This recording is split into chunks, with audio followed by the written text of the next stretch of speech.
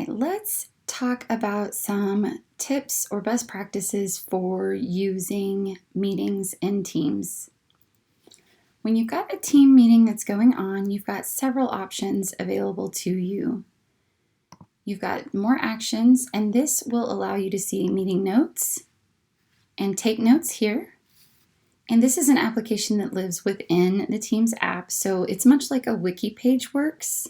You can add sections, you can title your sections, and everyone can collaborate on them. You can move sections up or down, you can copy the links if you want to just share, if you've got quite a few notes that you've captured and you want to share a specific section of the notes with someone, you can copy the link to the section and that will let them navigate directly to the section that you're talking about. A couple of other really cool features that you have are you've got the ability to share a whiteboard, and this is great for collaborating in real time.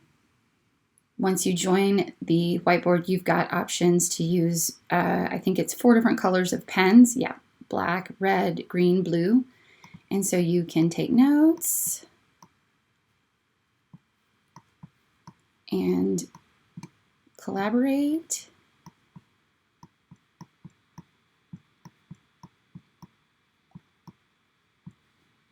And then once you're done collaborating, you can go to settings and export that image and save it. It'll also be saved in the details of the meeting. So then let's look at some of the other features that we've got. Another thing is, let's go ahead and stop sharing really quickly and look at some of the other features that this has. There's also a meeting chat. This is not the notes specifically, but the chat that's going on for the meeting. So if you've got questions during the meeting, logistics or settings or issues that you're trying to deal with during the meeting, that's really what I would suggest using the chat for. And the meeting notes would really be to capture any of the information that you need for maybe a project that you're working on or any follow-up items that you have to do, items that are assigned, things like that. That's what I would capture in the actual meeting notes. The chat I would use for just strictly being able to communicate with each other during the meeting.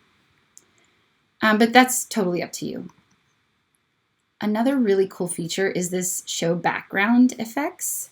So as you can see behind me, I have a lot of craft supplies behind me, and maybe I don't want those to show if I'm having a work meeting.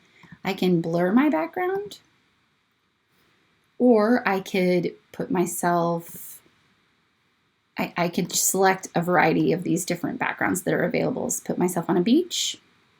So those are really great features as well.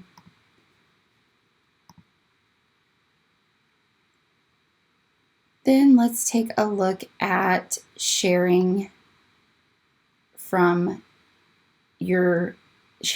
the meeting. You've got several options here. You don't have to share your whole desktop. So say you're just wanting to share, you're going to present a PowerPoint presentation. You could opt to just select and present that one document. Or you could share your Teams meeting, the window that Teams is in, or your browser, or your screen.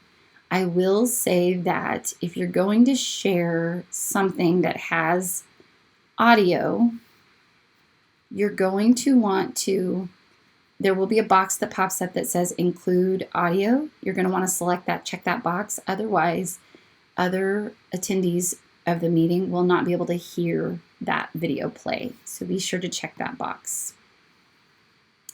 Once a meeting is done, let's say you want to go back and see details.